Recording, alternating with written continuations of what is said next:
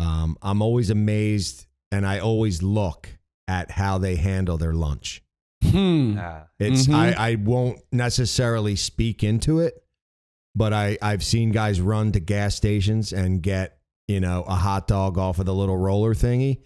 I've seen people show up with Lunchables, with Uncrustables. And listen, if that's you out there and you're listening, I mean, look, that's fine. I'm going to hit it with the old you do you. My family's been on a journey, and admittedly, I didn't start here. Correct. Okay, so I'm speaking from a standpoint of having been on the path, as you said, for a long time. Of just so the fact that you acknowledge that the nutrition is a big part of it, is big, and I think a lot of guys, a lot of people,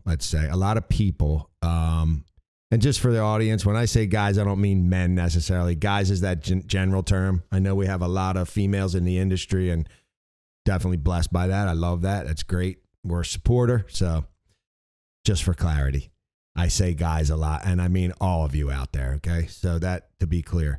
But yeah, the nutritional part is a component that I think a lot of people miss. Right. And I have the benefit of being an older person and understanding that you can get away with eating that stuff for a while. When you're in your 20s, you can be a vacuum cleaner and just give me all of it. And I want all the sugar, the donuts, the coffee, the sugar, and you get to a certain point, and I'd say about 35 to 40-year-old Wyndham Brick, you're 44, so you can speak to this. Maybe you have felt a little bit of that change, the pliability of the body, the resilience, the recovery, all these things change. And now I'm well over 50, almost 60. And I realize that I'm actually glad I've been sewing into that now for 15 years. And if I can add, I don't know how to describe this, but call it whatever it is. People say, oh, you're an old soul, but I've lived my life essentially physically as if I know that I'm going to get old. So there was a couple things that I was telling people that I'm 30 now, but I'm 60 in my mind. So the amount of nutrients and things that I have like lined on my wall that I take in the morning and stuff like that, I'm preparing for then now. I'm preparing mobility wise, brain wise, muscle mass wise now. And I got trapped essentially in the line clearance bubble of we'll go to the gas station. That hot dog that you talk about, you'll eat the hot dog after lunch or whatever, a big lunch or whatever. After lunch, you're useless. Right? So after lunch, you're useless. But the difference between that concept and ideology for me was I would push myself to see what I intook that morning, how it affected me. And I would literally feel sluggish to the point where I'm like, oh no, this is not going to work. If I want to push myself beyond the limit that I feel that I should go, then that what I'm eating is not going to work for me. And I have a big thing about my stomach feeling heavy because I used to run track. Okay. So I've gained a considerable amount of weight since then, but the lighter I feel, the better for me. And that goes with food on my stomach. So, yeah. I mean, I happen to concur. Yeah. No, and I'm saying that's been a lesson I've learned. So my wife, I mean, this is a ministry for her. She packs my lunch. That's amazing. I used to do it, and she was getting up with the kids. She's like, I'm just going to pack your lunch. I'm like, okay. But there's components in it. And there's a lot of grazing stuff in there. There's usually and we eat a lot of just really good whole organic, it's like a paleo whole thing. Foods. But I eat whole foods. I eat grass, pasture raised meats and, free range chicken, like everything we do, we Ethical. Believe we are what our food eats. Correct. We try to support farms that do that. Like there's this whole standard that we try to live. It's a lot more expensive, but we also believe we pay on the front end and we won't have to pay on the back end with medical bills and things like that. But those foods that we intake and how much I put in while I'm working. So we break for lunch, it's a half an hour. I'm better off with about 15 minutes. So like drink a drink, not vodka. Drink some liquid, right? And then snack, eat something light, not have that massive blood sugar plunge after lunch and become a total turd after lunch. Which goes to the point of what I was saying before. There's two things I want to say. One is that's what affects movement. If you eat that way, when you get that question, you not only do you feel useless, but you also just putting yourself in a position where you're not benefiting from movement. Like it's so critical. People understand that. Like I can't drive that home enough, because the idea, if you keep moving, you're always benefiting. If you eat junky and crappy, you slow down, you're not benefiting anymore. Understood. You know what I mean? Yep. So, and then second point that I want to add for the listeners, and you guys already know this, but I think it's important to let the listeners know, because while we talk about this, there's a sense of it has to be 100% correct. You have to be Rocky Balboa. If you don't do it, this is not going to work. And I want to make sure that it's clear. The best way that I've found is to always go with an 80-20 mindset to start off with. If you have to do 60-40 or whatever, but the idea is play with those numbers, so this way you don't beat yourself up over how you're eating. And then this way, since you're not beating yourself up, you can actually make progress towards getting to the 80-20 and sometimes even 90-10. And then if you're really up for it, go for the 100%, eating clean, whole foods, all the stuff that actually benefit the body. But like I said, I mean, you guys can agree. For the listeners, I want to drive that home. Like when you go to the gas station, we're not knocking you for that. And I want to make sure that's clear. But at some point in your life, it's going to catch up to you, like we're saying. And the best way to approach that is just understand that how you fuel your body to do the type of hard labor that we're doing, it's beneficial. Yeah. Like don't make it work against you. It just doesn't make sense. No.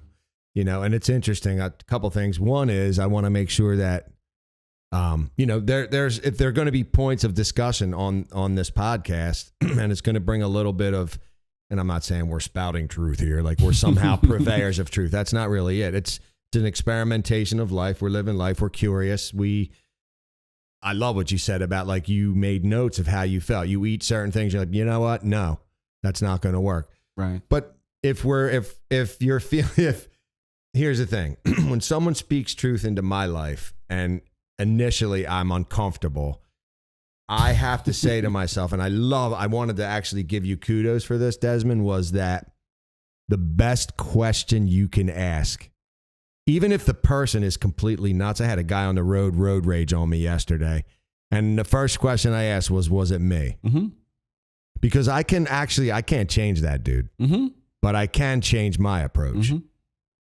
I can't change someone on my crew. Now I can influence them if I'm getting an A+ on the test.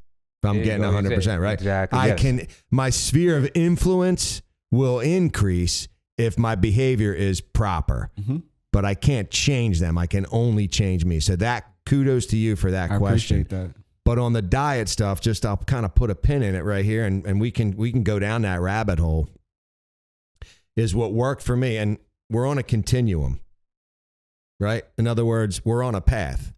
Some people are further along. Some people still eat a lot of sugar, but maybe they don't eat some other things. Or, somebody cut out wheat, but they still, drink a lot. Or so again, it's not about attacking people. It's just saying like, maybe these tools will help you. And what helped me was just eliminating.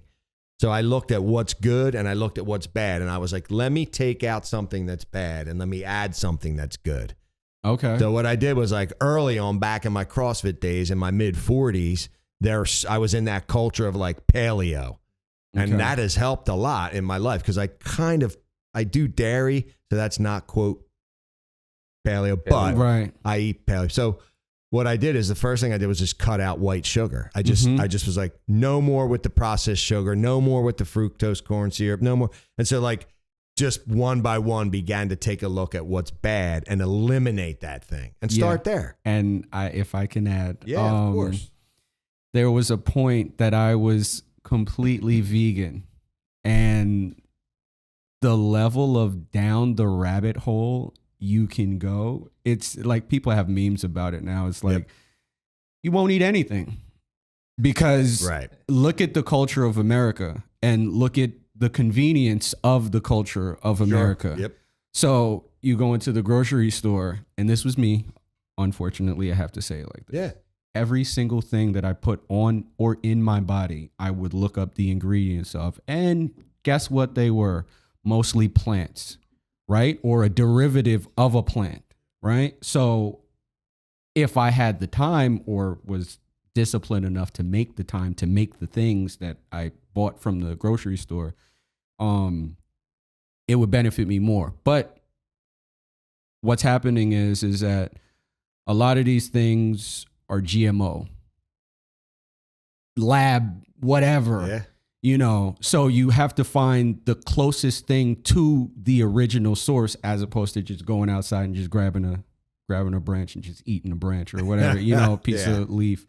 But I felt like an athlete when I ate vegan because it was the level of, in my opinion, the level of performance that I felt that I had.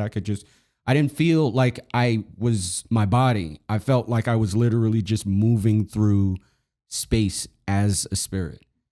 My body was not heavy at all. Like it was just, and my mind was clear. I was just operating. So I have a question. This is a perfect segue, maybe back in. So what happened? Discipline. Discipline and life essentially made me not necessarily drift all the way back into eating meat and not being vegan, but it was also the influence that I was around. My friend, both of us, we decided to go on the journey together, and that changed. And what are you saying? This happened before line clearance? Before, before, gotcha. And that's why I said line clearance for personally, it was a bad influence on my understanding of the processes of. Wait, we're doing intensive labor here. How are you eating 4 hot dogs? What? Dude, it's a crazy thing. And I love when we can take analogy. And I know we're big on this, but I mean, just look at fuel for a chainsaw. Correct. Are you going to put, you know, we happen to run a non-ethanol fuel here. And I started doing that a ways back because some equipment sits and the ethanol gums things up, blah, blah, blah. So like, would you take a can, sit it outside? It's got condensation in it. It's 3 months old. And I'm going out. I got a big job. And I'm just going to fill all my saws with this half-ass fuel and expect the saw to perform. And we kind of laugh and joke. And it's very simple. But yet we do that with our bodies. We're going to feed them. And of course, I'm just picking on this, but we go to the movies and we get the popcorn and they put the butter flavor in, which is all kinds of horrible oils, inflammatory, you know, and we just eat that crap. Right. And then like we kind of go home and it's like, I don't feel so brain good. fog, you know, and it's like, and then we doped up. Yeah. And then we want to get up the next day and like perform. Yeah. And in many cases, like, you know, it's a high wire act. You're up in a tree and you know, there's people in your care and we're okay with kind of just putting an inferior fuel in our bodies, which is, it's something to think about. Which is, I think there's a button it up and then we go to the next thing. But I think this is a perfect point of, since we got you as the beginner, this is kind of like a good way to let the listeners know that as you get into the industry, you are going to be so disoriented with so many things that you have to do happening all at once. All happening at once. That the last thing you're thinking about is how you're eating, maybe even sleep, because you're like, oh man, I had all day of work. I got yelled at over here, or I didn't do this support here. I didn't do this correctly. I did that wrong. I don't understand how that works. So I think it's a good way to like bring this conversation to a head for the beginners in the industry. Don't be overwhelmed with the nutrition side necessarily, but try to stay on it as best as you can like in the midst of learning all the other stuff that you're trying to learn.